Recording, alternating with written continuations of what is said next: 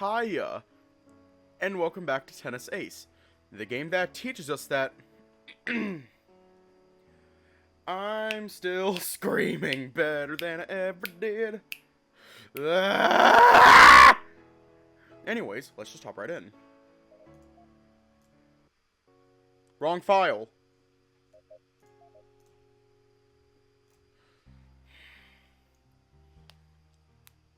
I was right. Kojiro Sasakibe. I think I played against him last year when he was a lower seed. He's a servant of Olier, if I remember correctly. Other than playing a style that you don't see as often nowadays, I don't really remember much of note for him. Short, stocky eagle, I think. His style is very orthodox, his strokes are nothing special, his volleys are decent, and he's kind of fast on his feet. But that means nothing if you can destabilize him before he can get to the net. Against someone like Tanabe, he wouldn't have a chance. Yeah. R.I.P. dude. Better luck next year.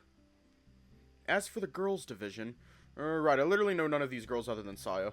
I'm sure whoever's playing against her is probably going to be a nervous wreck, but other than that, I have no idea. I really should start paying a little more attention. At the very least, playing against Saya was very eye-opening for me. Maybe I'd be able to pick up something useful from watching the girls, since their playstyle seems to be so different. And again, maybe it's a bit late for that. Let's see, what else? Seriously, I have no idea what to do with myself. This might be a problem. Sometime later. After what felt like an eternity of merely pacing around and looking at my phone obsessively in an attempt to relax, I eventually caved and sought advice from the one place I'd previously sworn never to go to. My coach. Or, well, maybe not that I swore not to do it, but I certainly didn't expect it. Surprisingly, though, he was a lot more insightful and helpful than I expected of him. If I'm being honest, I feel a little guilty for my previous opinion of him. He's shown glimpses of actually being good before, but I always rationalized them away, partly because of his goofy attitude that makes it hard to take him seriously. But after the conversation we had, I really need to be better about judging people, don't I? Once my concerns had been dispelled, I headed back to the male locker room, getting myself dressed as quickly as possible to minimize the chances of being walked in on.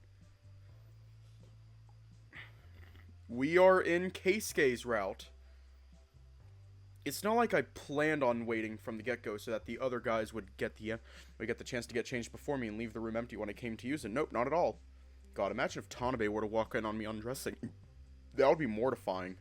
Or worse, if I were to walk in on him when he's half naked, that would be... Nope! Not going there, absolutely not. Bad thoughts, bad thoughts. Realizing I might have had a crush on him at some point was already bad enough. I don't need to be getting an erection thinking of it. Fuck. Keisuke might be understanding, but I'm sure even he would kill me if he knew. Embarrassed, I quickly get changed into my tennis clothing, awkwardly pulling up my shorts and trying to hide the half-erect volume inside my underwear. I'm done. Fuck. Ah. Oh god, it's even a little damp too. I really need to get off soon. Shaking off those kinds of thoughts, I wash my face and give myself some time for it to go down before I head out, walking around the interior of the arena and searching for a familiar face.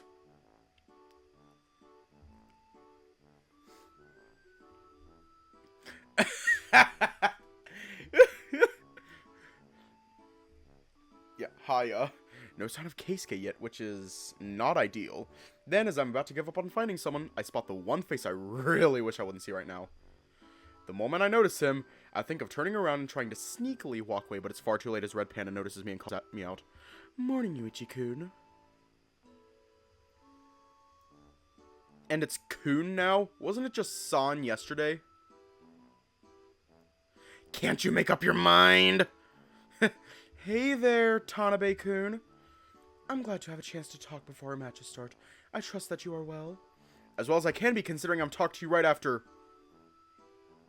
that thing while I was getting changed. Yeah! I'm totally fine. Are you really? Doesn't seem like it. Ugh, did he pick up on something? Why do you ask? Is this about yesterday? I know I'd made things a bit awkward, but I didn't know what exactly I could say to make it better, so I decided to act as if nothing had happened. Was I wrong to do so? Oh, wait. Is this what he's talking about? Thank God! I was already could tell I was thinking of bad things in there. It's fine, no need to worry about it. Please don't do that. You still have that habit of minimizing problems to make others feel better. And that really doesn't help. Look, I don't really know how to say this. It's the kind of conversation I've been meaning to have for over a year, but I could never find the correct words for it. I've been so focused on apologizing and making up with you that I slipped into being far too casual yesterday, as if I had the right to do that. What? Hang on. What's happening? Tanabe is apologizing? Huh? I was stupid and proud and let my temper get the better of me. I assigned intent to your actions without even asking you about it, and then took my assumptions out on you. For that, I sincerely apologize.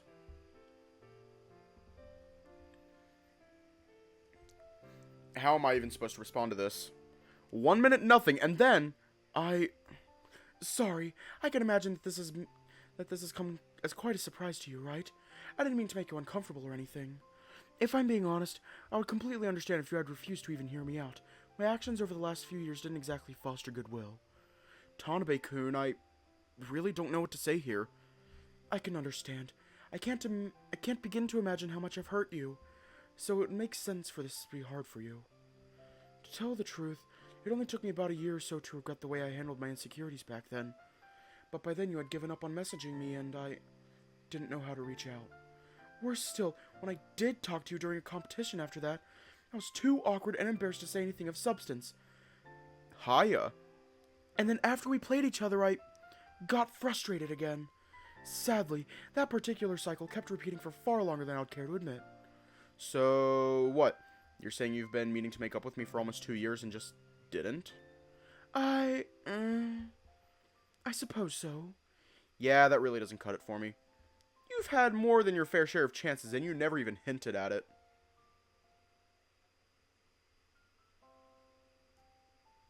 Then now, all of a sudden? Why now? Are you just saying this because I've caught your interest again? What? No!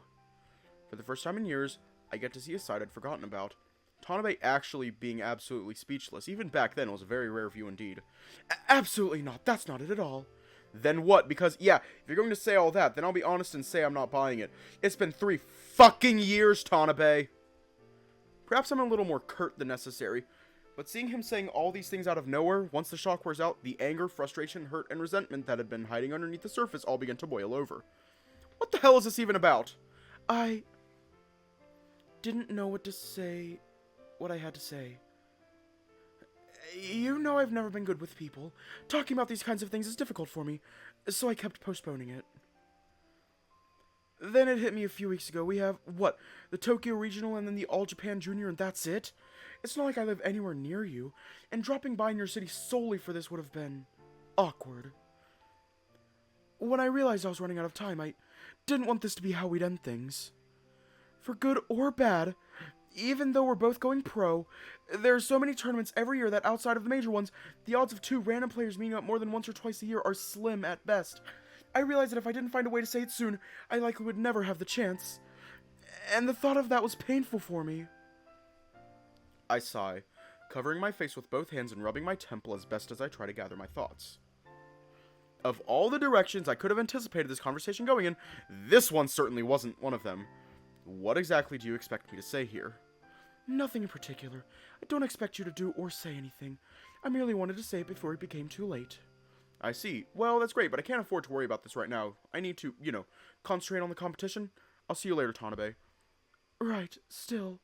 Thank you so much for at least hearing me out. I take my leave as fast as possible, not wanting to hang around for even a second longer in case he decides to add something else to it. Sure, I guess it's not outside the realm of possibility that he's been thinking about me and what happened between us back in middle school. If I've been feeling nostalgic and thinking on it because we're close to graduating, there's no reason the same can't be true for him. But it's just so convenient. Or maybe that's my spiteful side coming out. All I know is I'm in no position to be focusing on this right now. Instead, I continue to search around for any sign of Saya. After a couple minutes, as I am about to go outside to see if she's still walking in circles by the entrance, I spot her walking around. Still in a daze. At least she's changed? Still zoning out, are we? Oh, hey, Yuichi-kun, no, not really. Then what's with the look on your face? I can't find K-kun, and he's not answering his phone either. Oh. Oh, damn! That's not good at all! Aren't we on in less than 15 minutes? Now do you get why I have this look on my face? Yeah, this is concerning. Should we look for him? Maybe he's in here already and we just haven't run into him yet. Sure, that's what I was doing. It's not like we can afford to search outside. You don't think he'd miss our match, do you? If he does, I'm making him run 100 laps around the school as punishment. Yikes. I can't see him surviving that. I really should find him unless I want my boyfriend to be killed by a Spartan punishment game. Where have you already looked? I was looking in the side building a couple minutes ago, then I came back here and ran into you. Side building? Why there? There's no games being played there today. I'm surprised it's even open.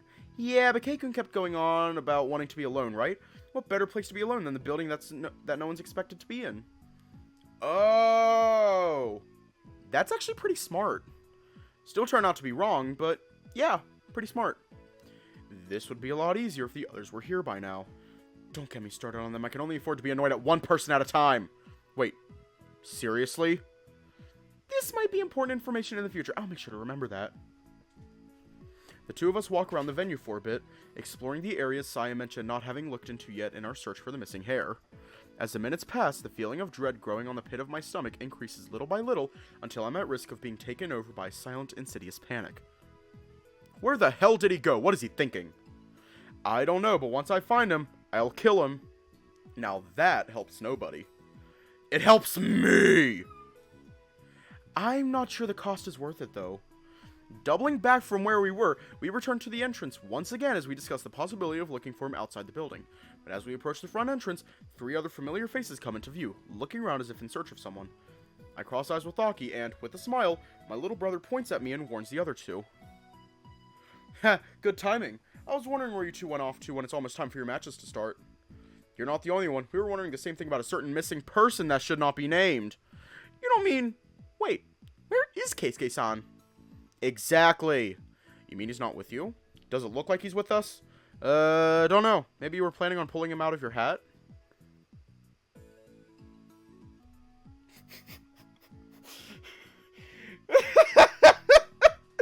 Oh god! Oh god!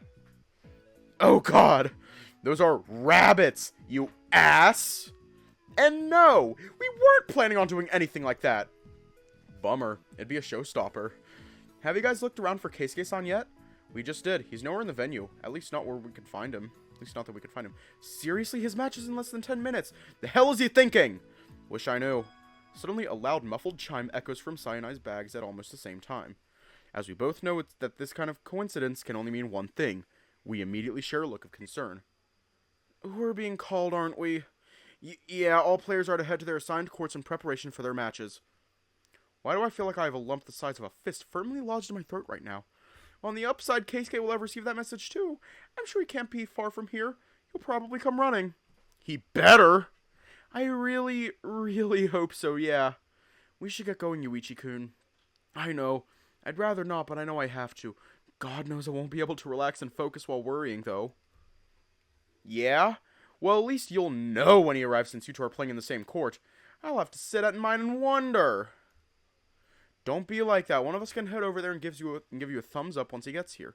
Please do. I don't think I'll be able to concentrate otherwise. You got it. Now go on. It won't do anyone any good if you 2 are also late for your matches. Aniki is a different story on his own, but you do have an opponent you could leave hanging, Sayani. I know. I'll be going now. Good luck to you both. Yeah, good luck. I'm wishing all 3 of you the best. Thanks, everyone. We'll see you guys in a bit. Sai and I take a deep breath, sharing a look and a nod before finally heading our opposite ways and into our respective courts. As much as this situation sucks, we both know we can't afford to bring this mood in the game with us. At least for me. I'm going to need to do some serious work to relax myself if I want to have any chance of focusing before the game. I place my bags on the bench, greeting the umpire and the officials working to clean and check the court, then promptly sit down and close my eyes. Deep breaths, Yuichi. This is when you really need to remember to take deep breaths. I might try taking some of Coach's advice from earlier today. Let's see, what's an easy pregame routine that I can try to create starting today? I don't have a drink with me, so mimicking Saya is out of the question. It should be something quick, easy, and repeatable. Oh, I know! I'll listen to some music. Maybe listen to the same song on loop? That could work as a pregame routine. I dig into my bags, pulling out my phone and my earbuds and quickly scrolling through my song list to try and find something that I wouldn't mind listening to on repeat. I tap on the filters, deciding to filter my songs by most played and picking the number one song on the list to use. If it's going to be something I listen to before every match, I need to make sure it's something I can both enjoy and can already listen to a lot without getting sick of it. And while I hadn't realized it, I apparently listened to the recording of Keisuke's band a lot in the past month or so. Still, it feels somewhat natural to pick it, so I tap on the play button without thinking of much else. I lean back on my seat, trying to focus solely on the song and forgetting all exterior thoughts. Before long, I can feel my thoughts slowing down a little. Several minutes pass while I listen to it, only looking up occasionally to glance around to see if there's any sign of Keisuke yet. Eventually, I spot a white and green silhouette rushing to the court's entrance, barely stopping long enough to catch his breath before coming to a stop near the umpire's chair. I'm very sorry of the delay. I lost track of time and made my way here in a hurry once I got the message. Am I late? There are still 3 minutes before the match starts. I would recommend you prepare yourself. Thank you very much. Did you get lost on the way here or something? Do you have any idea how worried we were? Sorry, I headed to the back courts down the block to clear my mind. But I ended up sitting around and staring at the sky to try and relax. You just sat around doing nothing. You could have done that from here. Did it at least work? Is your head clearer or something? Yes. Does that mean you can tell me why you've been avoiding me all morning yet? At that, Keisuke pauses, straightening his back and looking down at me. The shift in his expression is all too clear and frankly a little unsettling. I'm sorry, I know it might come out a bit callous on my part, but I merely knew that being around you, especially with how close we are, would make it far too difficult for me to get into the proper headspace. That's why I made the calculated decision to put some distance between us, at least until our match is over. After all, from now until the end of our match, we are supposed to be opponents, rivals, not friends or anything else. Whoa. That's... Damn. You really got this serious over something like that?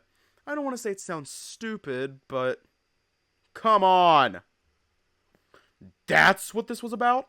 I'm afraid so. Please forgive me my selfishness. The moment is here. Breathe deep, focus, and calm, ready to give all. Was that a haiku? Yes, my mind does go places when I'm trying to concentrate. You should know that. I've scribbled several poems and song lyrics while I was at your place.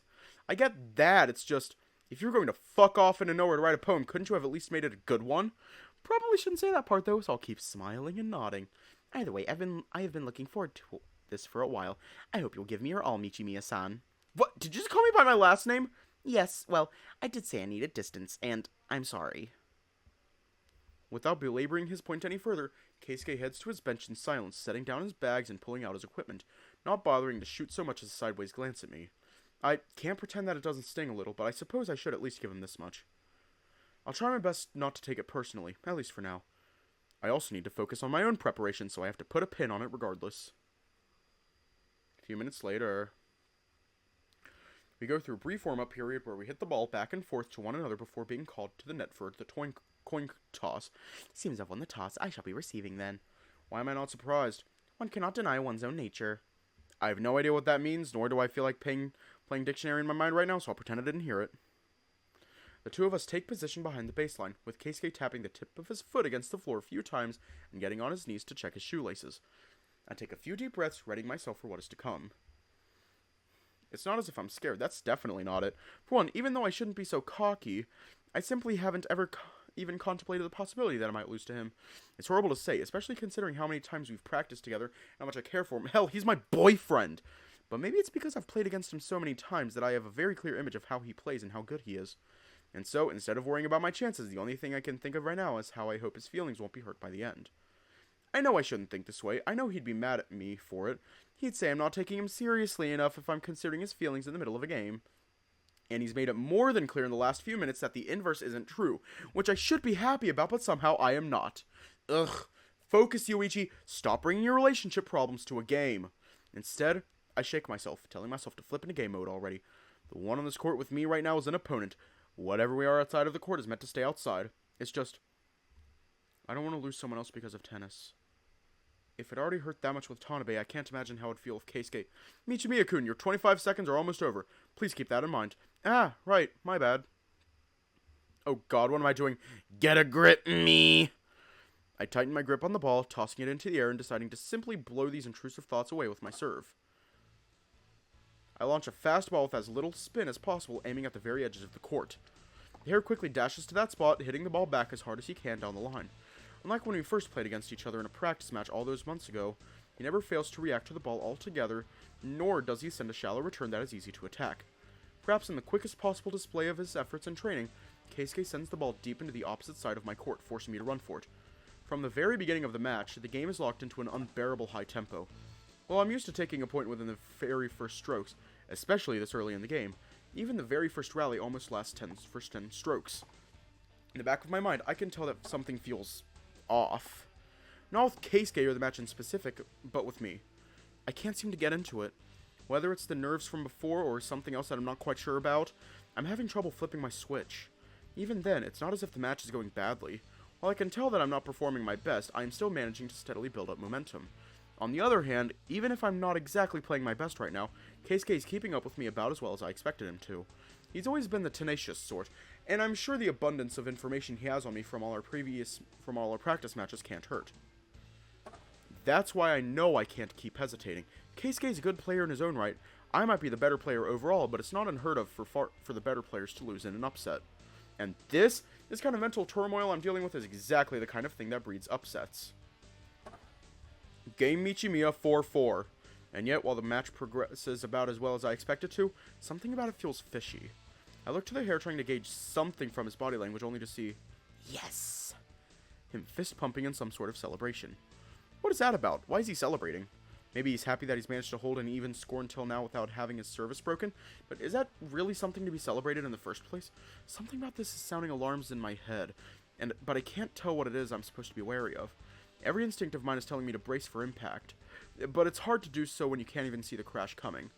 I keep my eyes firmly on the hair, trying to figure out what about him has me so uneasy, but as far as I can tell, everything seems to be normal. Unlike in his match against Yuuichi, Keisuke is bringing all to bear against me from the get-go.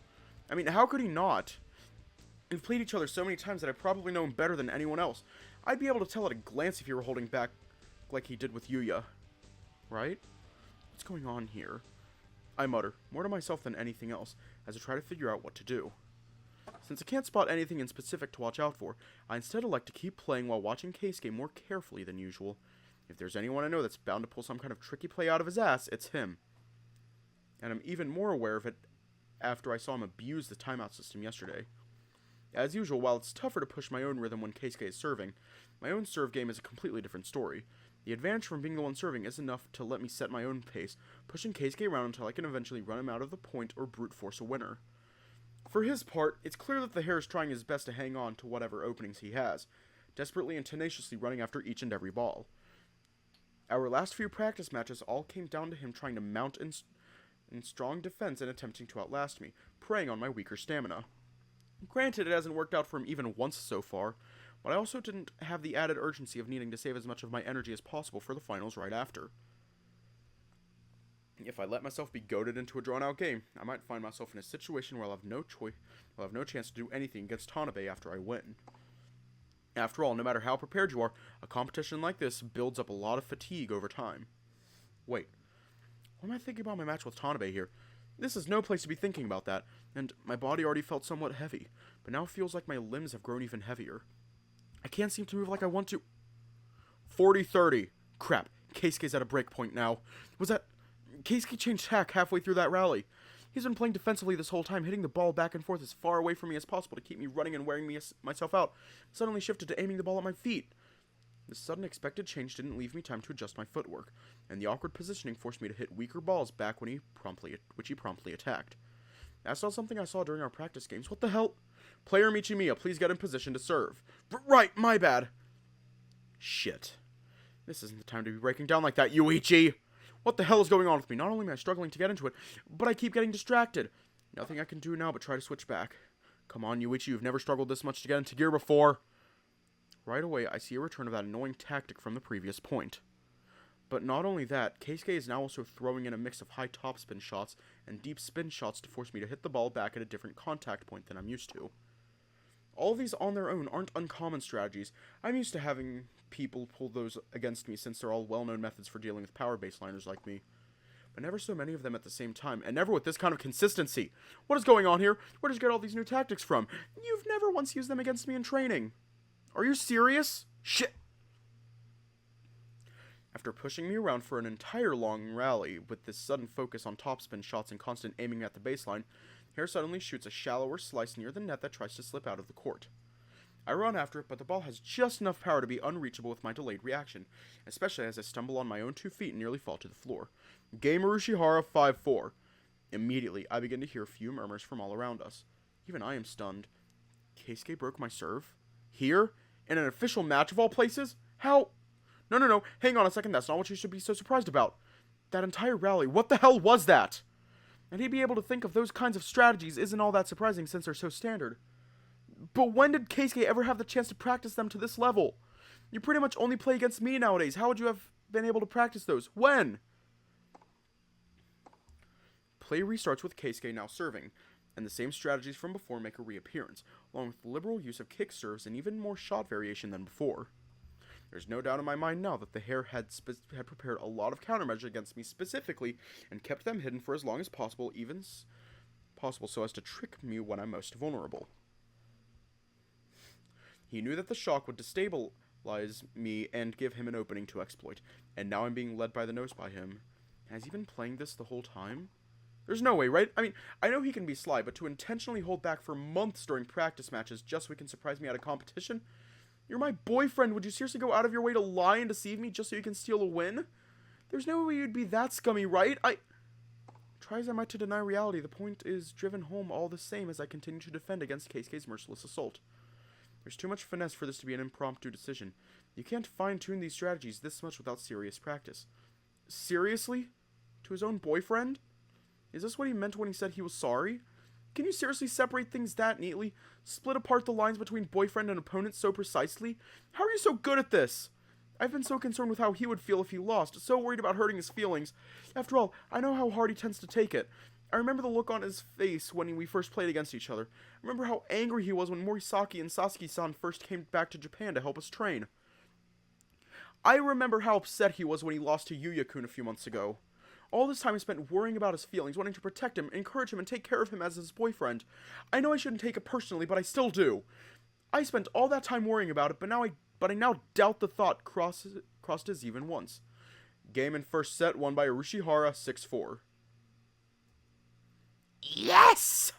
Keisuke pumps his fist, screaming so loudly in celebration as to earn himself a glare from the umpire. Sorry, I got too excited. It's essentially the same thing as Shoichi's Day 36. Like, Keisuke's Day 37 is essentially the same exact thing as Shoichi's Day 36. Even the Keisuke that never before managed to steal a set from me is now loudly celebrating it as if he'd won the whole match. The view repulses me. My overt concern for his feelings, instead of simply looking at him as an opponent to beat, also repulses me. Something inside my head clicks, or maybe it would be more accurate to say that it breaks. Looking away from him, I walk to the bench, patting myself dry and taking a swig from my bottle. From the corner of my eye, I can tell that Urushihara dallies for a few seconds, stopping for a bit and looking hesitantly at me before proceeding to his bench. What are we even looking at this point in time? Yeah, I don't care anymore. I've put far too much mental energy into clearly the wrong place, and now look where it's led me. More than anything, I need to fix my mistaken thought process before it causes me to stumble even more. Stumble once more. I absolutely cannot allow myself to make this kind of mistake again. 1-0. This is the first time he's ever taken a set from me. Not to mention the first time I have ever dropped a set to anyone in this competition other than Takagi. What is this frustration? My heart is beating so fast that my heart is beating so hard that my chest hurts.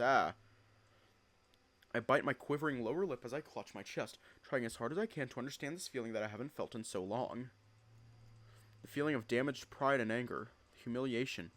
Even though I told myself I could never imagine losing a single set to Keisuke, I find myself here now. Just watching him celebrate earlier frustrates me. I look at him one more time, intentionally erasing the image of my boyfriend Keisuke from my mind and, instead, focusing on that of the player Urushihara. Anything else would be a disservice to me.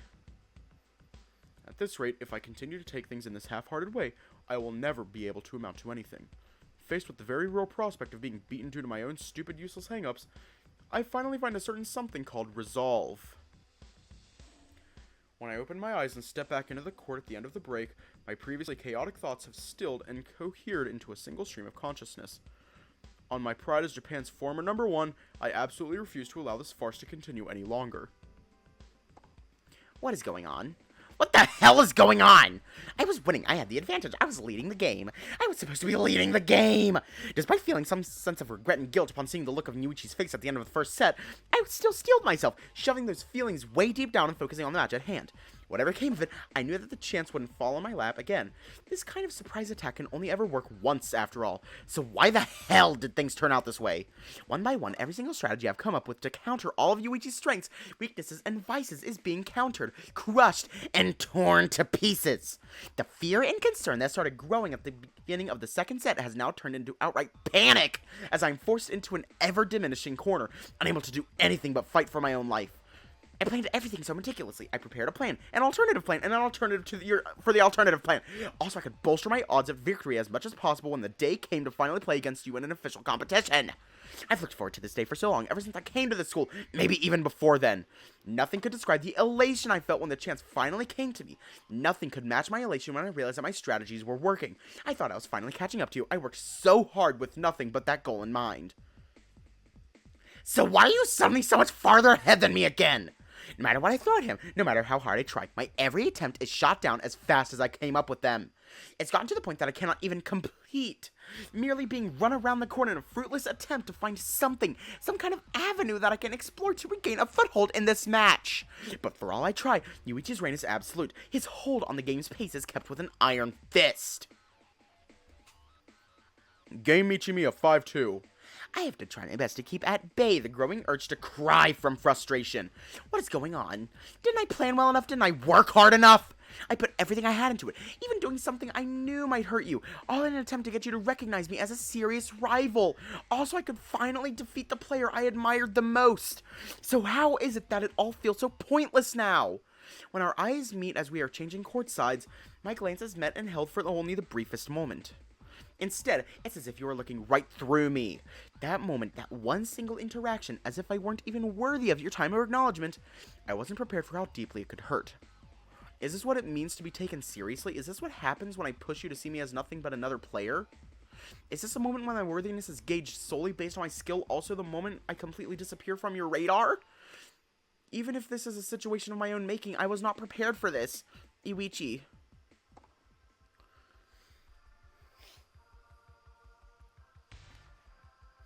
Oh ho ho ho ho. Hang on, I'm getting a drink.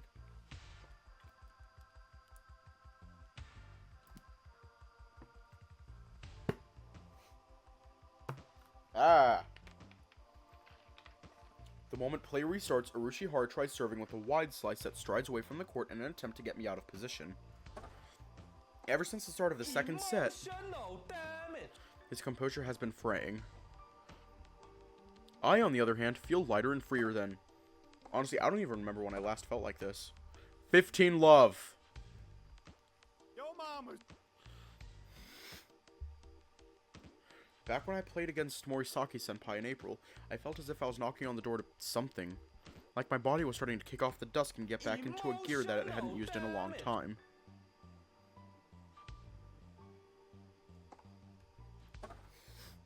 But compared to this, it was only scratching the surface.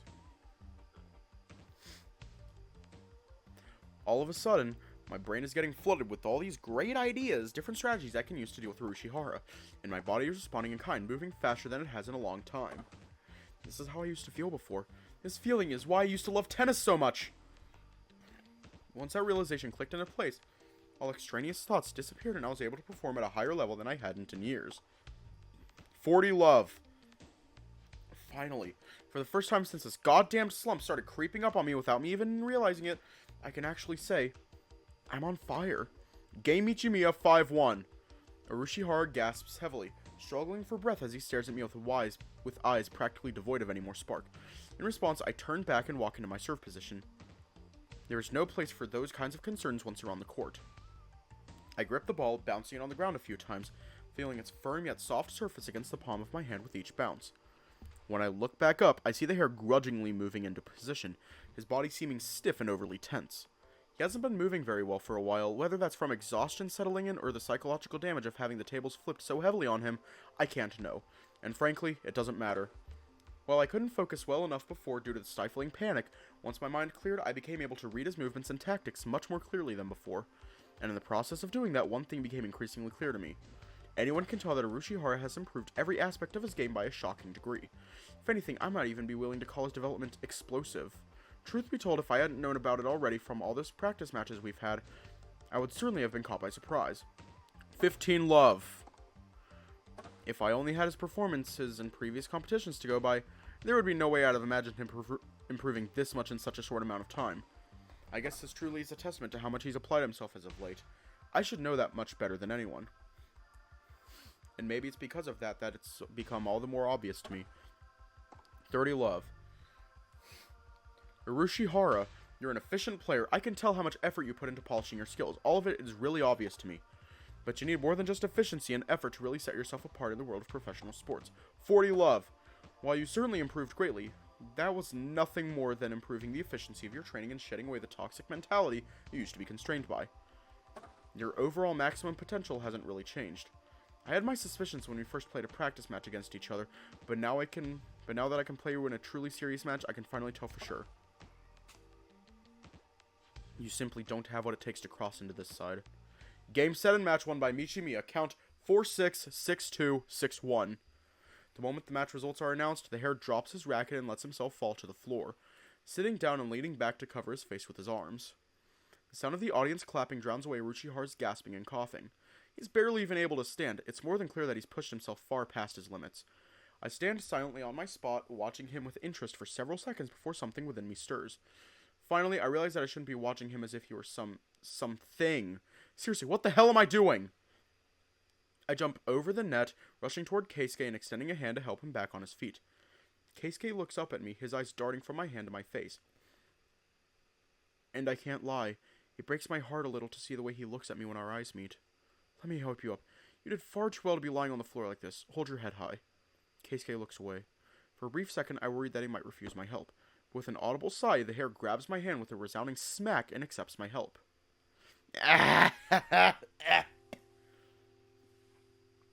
Damn it. Everything hurts right now. Are you okay? Not really. It takes every ounce of restraint within me to keep myself from hugging him then and there. For one, I know Keisuke isn't the type to appreciate that kind of overly public display of affection. Maybe every now and again when no one else can see, if only for the thrill of fearing we might get caught. But surrounded by all these people... Worse still, they might think that I'm taking pity on him, and if there's one thing he doesn't deserve after all of this, it's pity. You did great, Keisuke. I hope you know that. I don't really feel like I did. I never had my confidence so thoroughly dashed into a million pieces before. I wish I could say that was humbling. But I'm not really in the place for that kind of self-reflection at the moment. Fuck. I really didn't mean to... Ugh, no, stop it. It's the same thing I was doing before the match. I won't pity him. I refuse. We both did our best. At least we can take pride in that, right?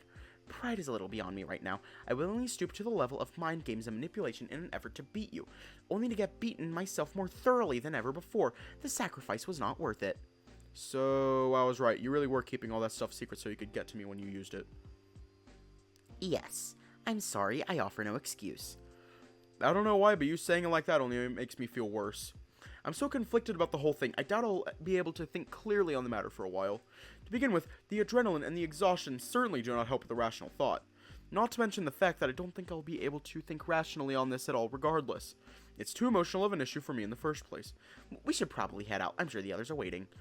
I suppose. Crap, things are really awkward between us right now.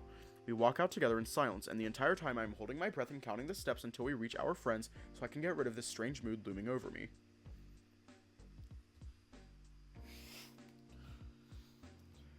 Saya, Shoichi, Aki, and Jun quickly swarm around us once Keisuke and I go through the door, all of them staring at us in a mix of glee, shock, and awe. Guys! That was amazing!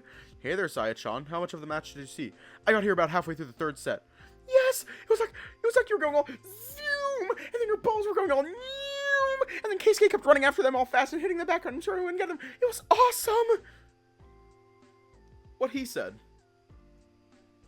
What about that was awesome? I got trounced around harder than I ever had before in my life.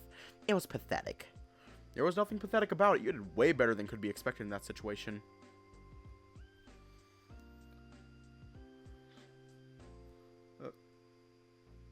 Cool. cool. Thanks for the gift subs. Heck yeah, just round of applause for Hamish Bonebreaker. Just round of applause. Just round of applause.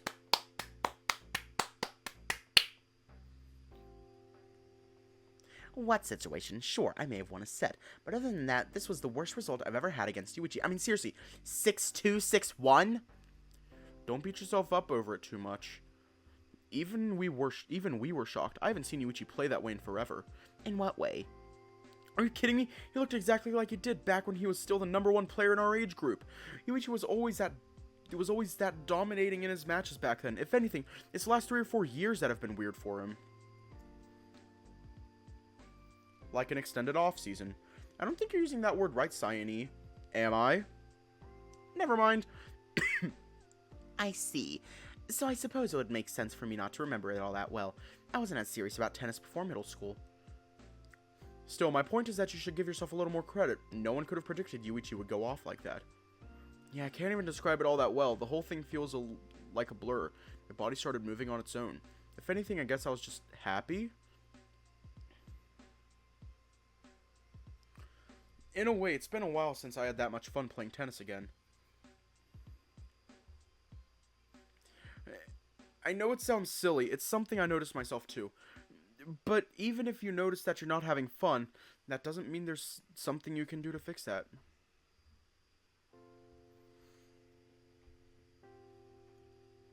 But once I got into the groove like that, I just did. I was having fun. No matter what happened, just getting to play tennis was fun. Getting to challenge myself and see how well I could do was fun. Fun, huh?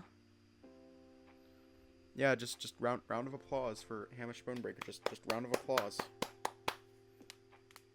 Fun, huh?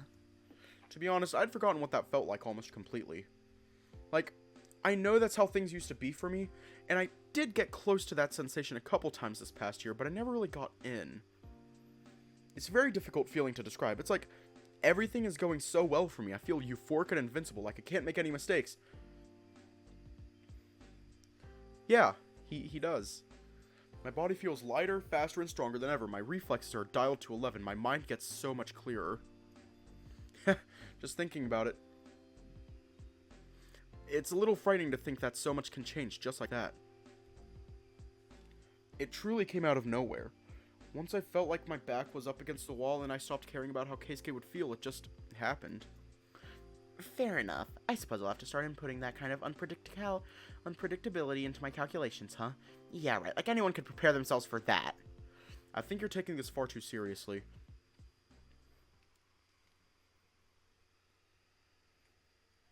All at once, Keisuke's eyes glaze over. He looks me up and down, but his expression gives away nothing, his eyes suddenly devoid of any warmth. You of all people should know better than to say that. What? I didn't mean... Yeah, whatever. I don't really care what you meant right now. I think I need to be alone so I can cool down.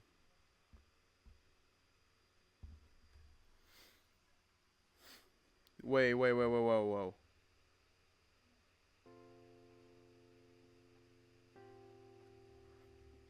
Yeah, he fucked up. Keisuke dismisses my attempt to explain myself with a sigh and a wave of his hand, instead electing to walk away. I'm caught completely by surprise, staring motionless as he leaves, unable to come up with anything to say in response, and I don't seem to be the only one since no one says anything. Everyone's seemingly too gobsmacked by Keisuke snapping like this that they react similarly to me. It is only once the hair has completely disappeared from view that someone finally speaks up. The hell? What's up with him? I've never seen Keikun like that. Did something happen? But maybe he's still upset after losing? I know I wouldn't be feeling great right now if I were him either. That makes sense, I agree. We should probably let Keisuke-san be for a little while. That was still way too much for a harmless little comment, if you ask me. He's blowing things out of proportion. I can't say anything to that. I can imagine why Keisuke would be upset. I said it without thinking, but I didn't intend for it to sound like that. You're taking it too seriously? What the hell did I even say? This is Keisuke I'm talking about. Even if I didn't know of his circumstances, I know he's the kind of guy to take everything he does seriously.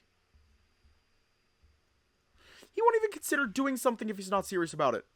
But more than that, I know why tennis is so important to him. I know of what's been going on with him and his family lately. That was a careless, boneheaded thing to say. God, this is frustrating. I'm gonna head to the front desk to report on my match results. I'll see you guys in a bit. We can go with you. No thanks, I'll be fine. I'll catch you guys later. But I also need to report. I don't bother to listen to what Saichan has to say, instead electing to book it while I still have the chance. Cowardly? Probably, but I need some space right now too. Not only do I still need to think about everything that happened during my match with Keisuke and decide how I feel about his whole stunt, but I now need to think of all this. In addition to also preparing for my match with Tanabe. Fucking hell, this is a nightmare! A few hours later, after leaving the competition's venue, I wandered around for a while looking for Keisuke. I thought it wouldn't take me that long to find him, but in reality, the hare is a lot quicker on his feet than I expected, having completely disappeared by the time I went after him. Because of that, I walked around the outskirts of the venue at first, circling the area in a search for the hare. As the minutes stretched into hours, however, I began veering farther and farther away. It also didn't help that as the adrenaline began to leave my system, my body grew heavier and sore. I must have overdone it during my match against K. At some point, I decided to stop by a nearby place to get some street food in my system once I realized it was getting a bit late to head back to try to have lunch with everyone. Eventually, I wound up in some park halfway between the tournament's venue and our hotel. Not that I expected to find anything in here, but I simply had no other idea of where to go. Deciding that I could at least sit down to clear my head, I walked around the place, looking for a calm spot to relax for a bit. If I keep wandering around without taking some time for myself, I'm sure to regret it when the time comes for my last match of the day. But maybe fate, luck, or whatever it is you want to call it, decided to have some fun at my expense, because as soon as I decided to give up on my search for my boyfriend, I spot him sitting on the grass in a hidden nook behind the trees. It is only by a complete chance that I even managed the feat. If I hadn't been looking for a secluded spot for myself and merely continued walking by, I never would have. Deciding to take it easy, I walk up to the hare and take a seat right next to him. Keisuke looks up at me as if to check the identity of this sudden intruder, but quickly looks away once he realizes it's me. Hey there. Hi. Still not in a talkative mood, huh? That's cool, I can work with that. It sure was tough finding you. You have no idea how much I had to walk. Was about to give up too. Sorry. Did you swing by the hotel? I see you got changed and everything. Yeah, I walked around aimlessly for a bit. Before I noticed it, I was back at the hotel. So I took a bath, got changed, and left the place again. How come? I don't know. Like I said, I ended up there without thinking of it. No. I mean, how come you left? If you wanted to be alone and clear your head, wouldn't that be the best place to be? Keisuke sighs, hugging his knees and leaning forward to rest his chin on them. I decide to let the silence hang over us for a while, not wanting to rush him to answer. I was planning to get back to cheer for you. I just happened to take a detour on my way, that is all.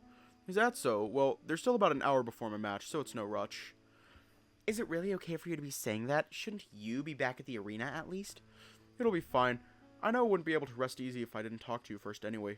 This way is much better for me. I see. I decide to scoot a little closer up until the point that my body is barely brushing against the side of Keisuke's. Hair twitches slightly at the contact, but otherwise doesn't do or say anything about it, allowing my intrusion into his personal space. I look at him for a while, trying to figure out the words to say. By the way, I'm really sorry for... Don't.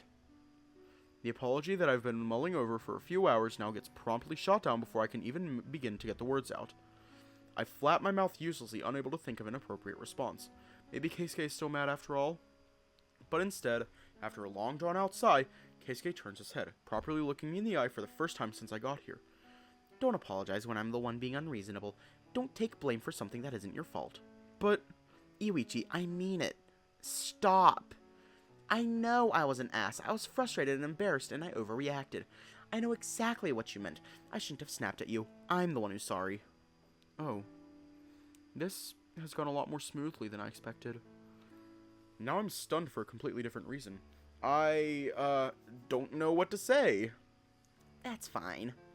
The hare smiles, the warmth in his blue eyes now promptly melting away the anxiety that I'd been feeling for a while now. My body finally relaxes, and I lie back on the grass, taking a deep breath. Are you okay? You seem to be on your last legs. And whose fault is that? Sorry about that, too. Would you mind me asking? Ask what? Why were you so upset? I mean, I know how important tennis is to you and everything, but there seemed to be something more. Oh, so you caught on to that. Well, yeah. Even for you, that was a bit too out of nowhere. The last time I saw you get angry at someone was when Yuuichi pushed you around after your loss to Yuuichi during the prefecturals. And even then, I couldn't exactly call that unprompted. I was a bit jealous. Jealous of what? Sitting back up, I peer at Keisuke's face, trying to get some hint as to what he's talking about. But the hare's expression is just as unreadable as always, leaving me only guessing as to his meaning. I can just about see the gears moving in his head as he comes up with the proper response, like he always does. Because of that, I am content to sit, watch, and wait until he speaks up again. I don't really feel that way. About tennis, I mean. What way? The happiness. You were talking about how happy you were to be playing, how it was so much fun, how you didn't even care about anything else anymore. You were simply having fun seeing how far you could push yourself. I never felt that. I've had times where my body felt lighter, where I thought I was doing better than usual, but nothing quite as euphoric or world-shattering as what you described. So I was jealous. Oh. I don't know what to say about that. To begin with, is that really something to be jealous about? I've always known I was a bit odd in that regard. Should you really be taking what I say so seriously? Is that really that big of a deal? Not everyone feels joy about what they do. That's normal. Sure, I'm well aware of that. Some things are merely work. Some things you do because you are passionate about them. But the thing is, part of the reason I gravitated so much towards you was because I felt identified. You did? Mm-hmm. Have you ever heard the way that Mizuguchi-san, or hell, even Yurata talk about their sports? It's very clear, even if they try to hide it, that they ooze passion and love for what they do from their very pore. From their every pore. Huh. Weird way of putting it, but okay. Then Kobayashi-kun joined up with us, and guess what? He was the same. In this group of people, no matter how different they all are from each other, the one thing they have in common is their passion. They all love what they do so clearly and sincerely. I've always felt jealous of that. Compared to them, I'm not like that. I've never felt that kind of passion. Sure, I know there are lots of professionals who go into a field because they're good at it, or because they feel it's their only choice, or because it's a stable paycheck. I'm not a child. I know not everyone can do what they love. Sometimes a hobby has to remain a hobby. But out of everyone in the group, I felt that you were the only one like me. You were always serious about tennis in your own way, and it was clear you were good. But from the moment I met you and up until today, I never felt that kind of passion from you. That made it easier for me to be around. Made me not feel like the odd man out as much. Except I was wrong. Once you got going during our match, and then from the way you talked about it after, I could tell clear as day. You were the same as the others. You're someone who radiates passion for tennis, and from what Yurata said, you always have been. Which means the Yuuichi I knew was, what, a phase? I was back to being the odd one out, the only one who doesn't really belong. Compared to all of you, I'm some boring guy who's overly serious about everything, is only kind of good at tennis, but is passionate about nothing. Realizing that hurt, and I lashed out. It was stupid and immature, and I'm sorry. I couldn't even have imagined this. I didn't know you had this much of a complex about it. I've noticed a few times before that you were insecure about your skills, but you always took everything so seriously that I didn't think much of it. After all, how do you even quantify something as subjective as passion? I'm stumped. I know I should comfort Keisuke, but I have no idea how. I don't know what to say. You don't feel like you belong? You have to be kidding. Do you seriously feel that out of place? You're an important friend to all of us, Keisuke. Surely you should know that by now, right? Well, yeah. For now. What does that mean? Yuuichi, you four might all be seniors, but I am not. That's... You all are passionate about what you do, while I am not. It doesn't... You all are at the top of the worlds that you compete in, which I am not. You can't... And other than Yurata, you'll have plans to move far away to pursue your own passions. And I do not. That's all superficial stuff. Is it? Keisuke looks me in the eye, his stare so pointed and sharp that it makes me flinch. I accidentally said shart. Fuck. I'm aware that I sound ridiculous. It's stupid to think so much about this kind of thing in the first place. I know that if I were to bring it up, I'd be yelled at for even thinking it. But I can't help but wonder if all of these relationships of mine have an expiration date. What? You will all leave to do great things, reach new heights, and push the boundaries of your chosen fields. And even Yurata, the only one who isn't, has also chosen not to. By comparison, I'm the only one who will be forced to stay behind. You can't say that. You don't know what your own limits are yet. If you keep working hard, you'll... Do you honestly believe that? Keisuke's question causes my train of thought to come to a screeching halt. I want to object, I want to cheer him up, but I'm also aware of the fact that I can't. I'd be lying if I said I believe it. Yeah, I figured as much. I know I couldn't have been the only one to realize it during our match. It's not just that I lack passion, Yuuichi. And like I said, plenty of people become professionals in their chosen field, banking solely on their skill. Passion isn't an absolute requirement. Sure, it might enable you to push yourself harder than most, but passion without talent and skill is pointless.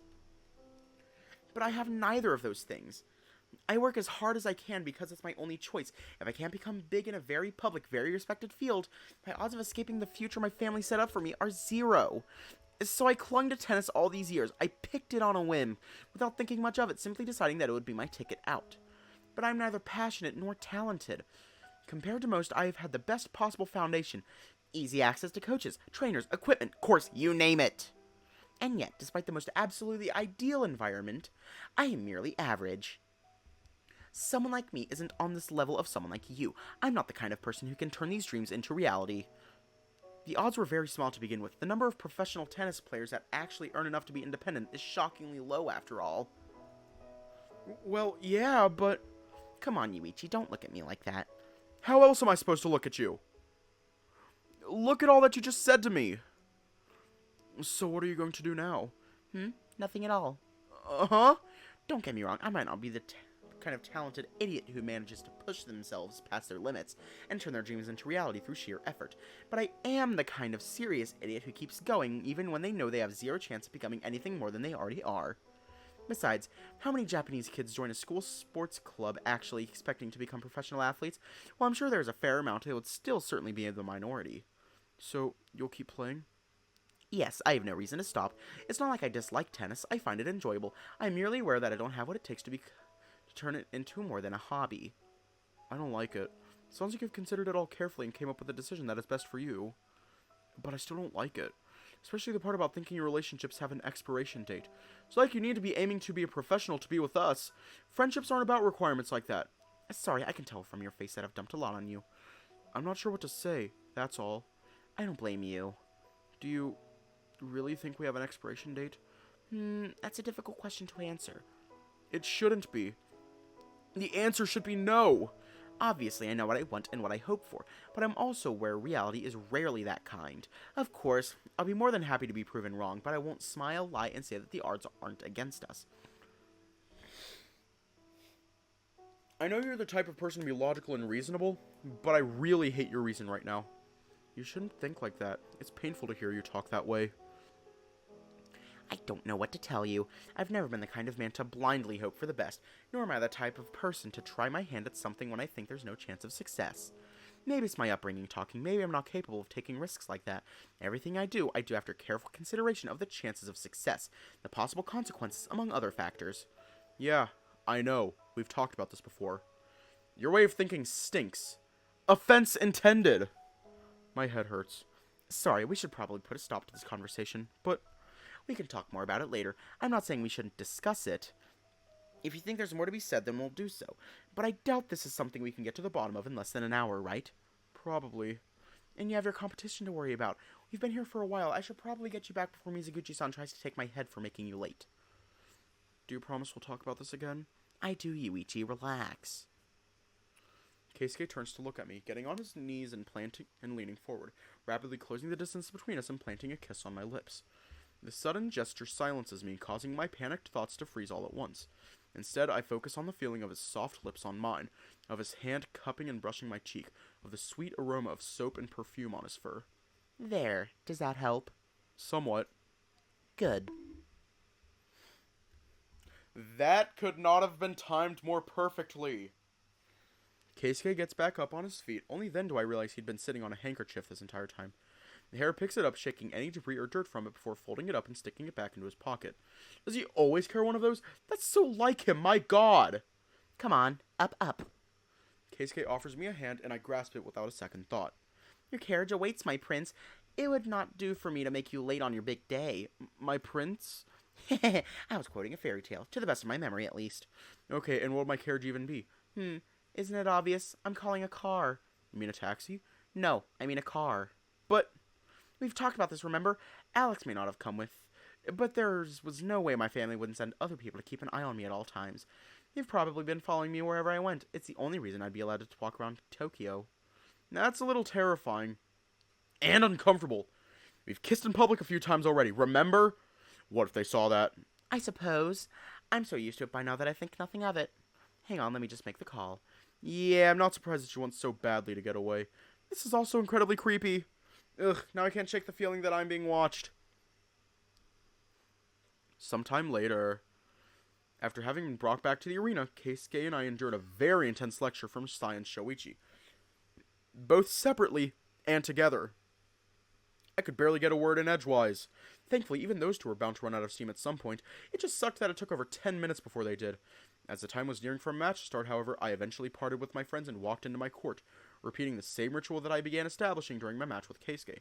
From there, Tanabe and I both walk up to the net after a few minutes of warm-up, looking to the Empire to perform the coin toss, with each of us calling his side and waiting for it to determine the first to serve. Tails, player Tanabe, will you serve first or second? I believe I shall go first, then. Nodding, the umpire climbs his chair, getting in position so we can start the match. I begin on my way to our starting positions, but I'm quickly called up by Tanabe before I have the chance to. Good luck, Yuichi-san. I am looking forward to our match, and, Oh. Tanabe is still feeling awkward after that conversation from earlier today. So much has happened that I completely forgot about it. Yeah, same to you. Once everything is settled, we can finally, actually, make our way to our marks. Although I'm usually all for the pre-match pleasantries, I'm trying my best to concentrate and remember that feeling I had during my match with Keisuke. Already I can feel my senses sharpened like they had back then. I close my eyes, taking a few deep breaths and getting rid of all unnecessary thoughts. There's no point focusing on anything else right now. Anything that happens after the match comes after. Right now, there's only one thing that matters. I absolutely refuse to give Tanabe the satisfaction of taking me for a ride yet again. My pride couldn't bear it if I got humiliated again. This is my final year. I will make things different. Competitor Michimiya, this is your 30-second call. Are you ready to begin? The umpire's call serves as the alarm that I have no more time to center myself. However, once I open my eyes, I feel much lighter. I lock eyes with Tanabe, immediately tightening my grip on my racket and getting into a serve-receive position. Tanabe tosses the ball up high, hitting it hardly toward my side with a sharp angle shot that aims precisely for the service line. I quickly dash after it and hit the ball back as hard as I can to the empty side of his court. Right away, we are locked in a fast-paced rally from the very start of the match. Thankfully, Tanabe's playstyle is essentially a more refined version of what Keisuke does. While his overall parameters are almost all higher, the general rhythm and strategies are quite similar. As such, not only the dozens of practice matches I've had with Keisuke over the last couple of months, but also one I had with him just this morning served as the perfect training for me. I feel like this is essentially just the same thing.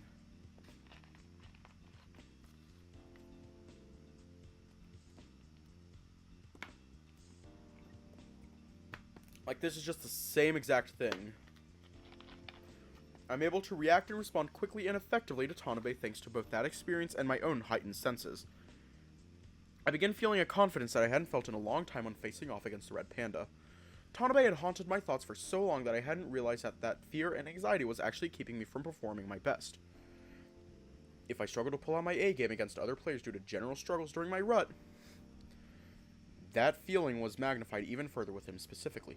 But now I feel so light. 15 love. After a grueling rally that went way past 10 shots, I managed to send over a cross-court topspin shot that aims deep for the open side of Tanabe's court. Red Panda had been running around the court frantically in an attempt to keep up while using his shot variety to try and destabilize me and gain back his advantage. Unfortunately, the one thing that Keisuke does have him beat at is his speed and footwork.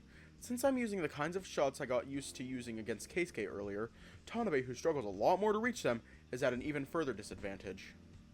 If he can't get to the ball fast enough to properly prepare a swing and make good contact, it's harder for him to hit the ball as precisely or strongly as he would like. Once I realize that, I can't help but crack a smile while I wipe my face with my shirt's sleeve. It'll work. The training I did with Keisuke and the countermeasures I came up with this morning will absolutely work against Tanabe.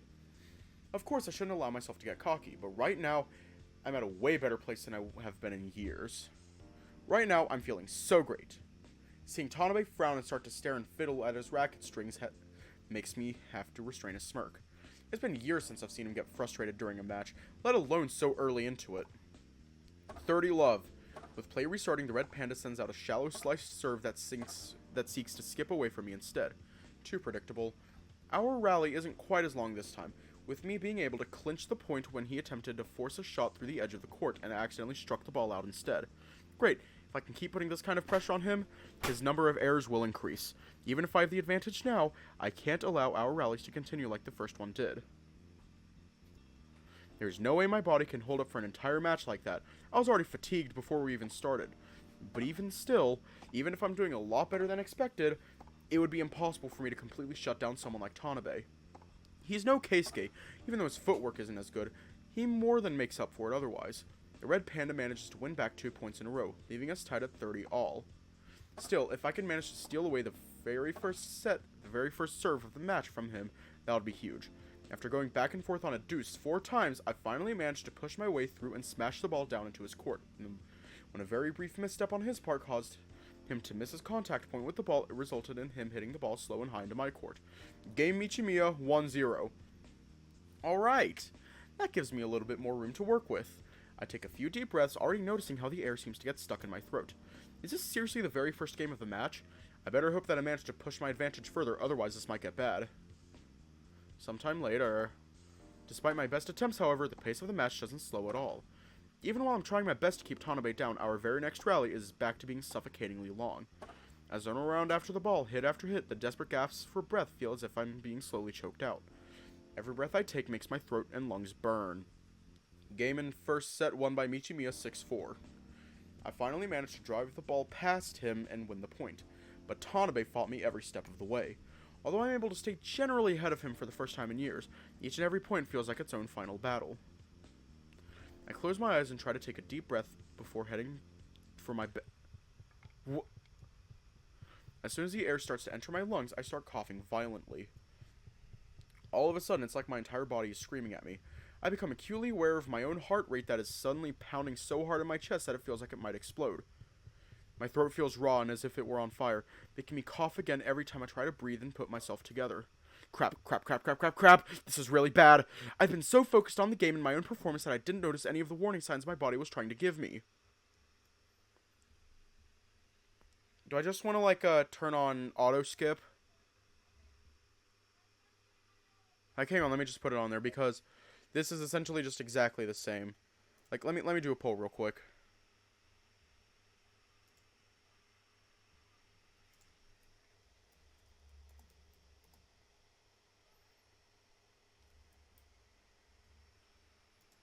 I'm doing a poll.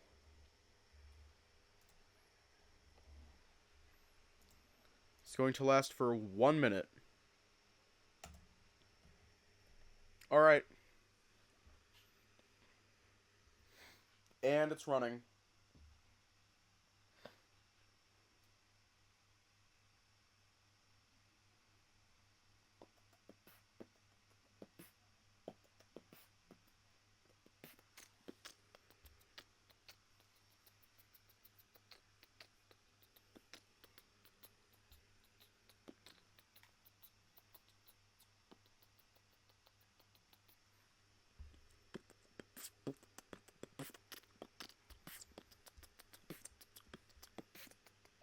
It's time to drink water. It's time to drink water. It's time to drink water. No, it hasn't been doing that. Technically, this is still unseen dialogue. According to the game, it's unseen dialogue, but we know that it isn't.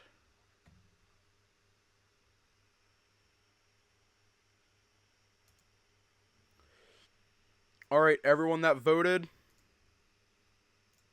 said yes, so... Hang on.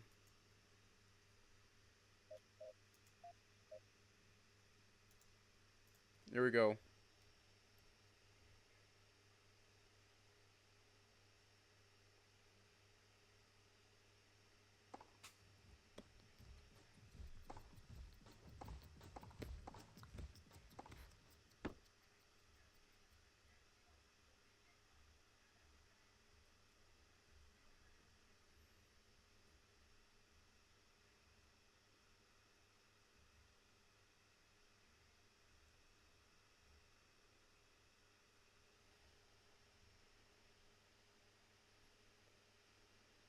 Alright. We haven't actually seen this text. Yeah. What is yeah? While I'm being escorted out, Coach rushes toward us, asking Keisuke and the others to see me to the hotel while he sticks around. In response, Keisuke mentions he's already called a car and that it'll be waiting for us outside by the time we get there. He definitely thinks fast on his feet, I'll give him that. True to his word, the moment we get outside, there's an unmarked black sedan waiting for us with a bull in casual clothes waiting outside. Same one that had gotten Keisuke and I to the venue a couple hours earlier. Once inside, I leaned back, closing my eyes and letting the everything else disappear. A few hours later... Before I've noticed it, hours had passed. At some point, I became dimly aware that my bags had been packed for me and left waiting for us to check out. In the meantime, the first thing I did once we got back to the hotel was head into the bath and stay soaking in the hot water for a long, long time, feeling far too tired and sort of do much more after that. Yuuichi tried to offer joining me to help me out, but Keisuke pointed out that he wasn't a guest at the hotel and therefore wouldn't be allowed. Instead, Keisuke joined me, washing my back and massaging my arms, legs, shoulders, and everywhere else that was sore. Not only was the gesture a lot nicer than I expected, but the massage, as clumsy as it was, did help me feel markedly better. My muscles weren't in agony at the very least. Once Saichan and Coach came back from the venue, few words were exchanged between us as the rabbit restrained her glee over winning for my sake. Keisuke tried to offer to have his driver take us back home on the sedan, allowing us to bypass going back to the school at all, but I refused. I already felt awkward knowing they'd probably been keeping an eye on us for the entire time. A short ride is one thing, but I didn't want to spend hours in a car with a stranger like that. So defeated, Keisuke conceded the point, but not before insisting on calling over a couple of the bodyguards that had been keeping an eye on us to help load our bags back onto the bus. Coach's face was absolutely priceless when he saw it happen. I wish I had snapped a picture of it. After that, the fatigue promptly caught up with me, and I passed out the moment my body hit my seat. I woke up hours later when Saya shook me awake, much more gently than I would usually expect of her, I might add, and asked me if I needed any help getting off the bus. Finally! Why does it feel like this trip gets worse every time? It certainly was eventful. No, I don't mean the competition itself. I meant the actual trip. You know, being on the road for hours. Oh, of course you did. You do know that America is huge, right? How long do you expect your trips to be when you're there? Don't remind me! Alright, you three, get your bags out of the bus quickly so the poor driver can head home already. Yes, sir. And Yuuichi-kun, if you need anything the next few days, please come talk to me. What is there to talk about? I suppose that would be difficult to... yeah. Regardless, I'll have a few adjustments to your training resume on Monday. Make sure you show up prepared for it. Regime. Ah, seriously? That's it? Aren't you being a little insensitive here?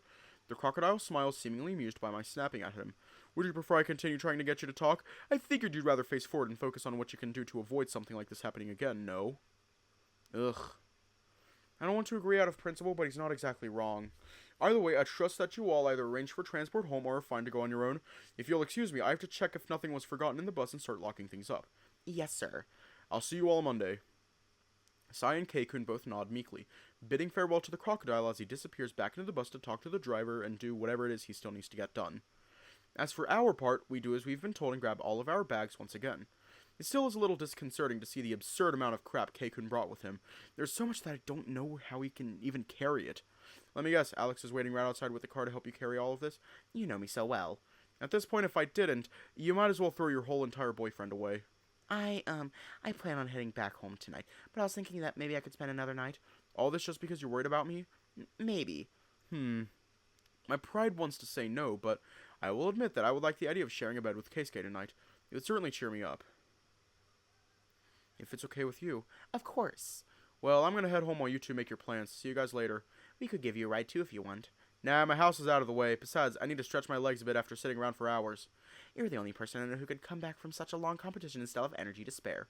I can't help it, that's how I am. You shouldn't try to change me. Wasn't trying to. Saichan turns to me, quickly wrapping her arms around my neck in an awkward hug. Please don't beat yourself up too much, okay? You did a great job, you know. I'll try. Seemingly satisfied with my listless answer, Saichan pulls away, saying a brief farewell to Keisuke before walking off and heading back home.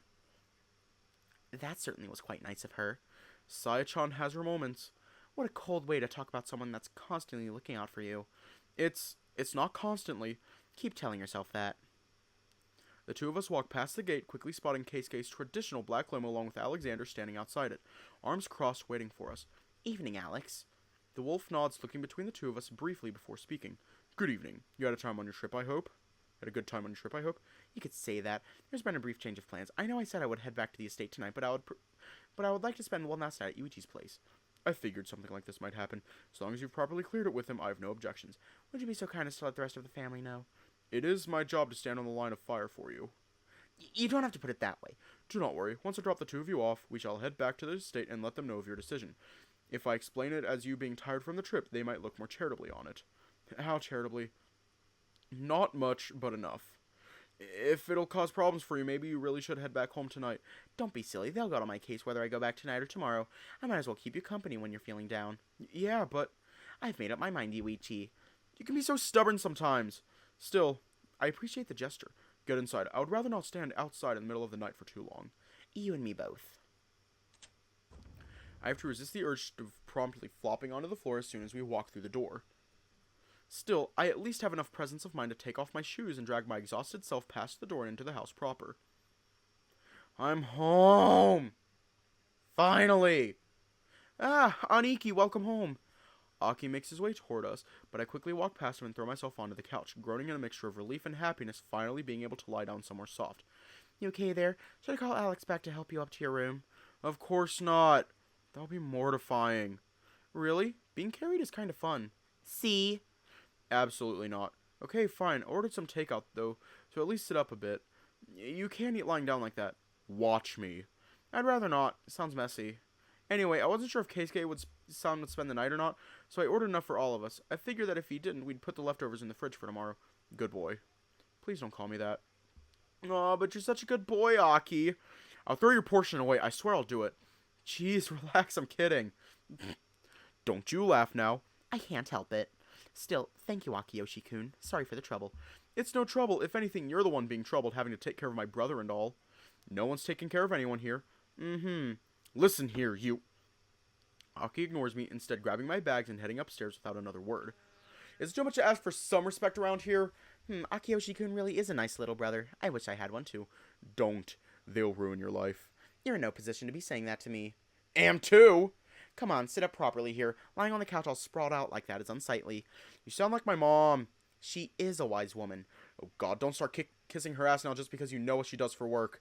You're my boyfriend. Be on my side.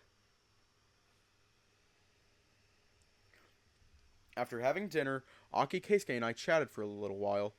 I pick at my food more than anything, not having much of an appetite to speak of, but also not wanting to be impolite. Eventually, a fatigue started to kick in, making it harder and harder for me to stay alert and awake. Once he noticed me starting to doze off, Keisuke excused the both of us and essentially pushed me upstairs to my room. Not that I'm thankful for the help. Not that I'm not thankful for the help. My whole body hurts so much that I wasn't looking forward to getting up the stairs on my own. Both undressed down to our underwear, with my flopping right onto the bed while Keisuke flicks the lights off before crawling under the covers with me. How are you feeling? Fine. Tired. I can imagine. Keisuke scoots closer, cuddling up to me and gently rubbing my back as he spoons me from behind. Usually I'd prefer to be the big spoon, but this is kind of nice in its own way. Besides, my arms are so sore right now that I don't know if I'd be able to do the rubbing. Focus on getting some rest. I'll be here for you if you need me. Thanks. I love you. I do too. Something warm and moist touches the back of my neck as I realize that Keisuke has kissed me there. Under the covers, being enveloped by the warmth of Keisuke's body, which can be a bit of a furnace at times, and his gentle, affectionate rubbing of my back, it takes shocking little time before I pass out.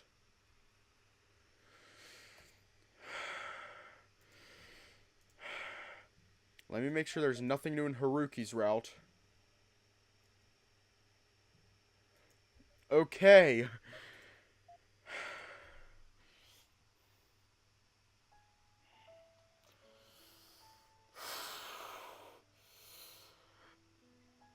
Ah! 86! 86! 86! Ah! It's time to figure that out. Stay safe. Have a good night. and I will see you all tomorrow. Where did my cursor go? There it is.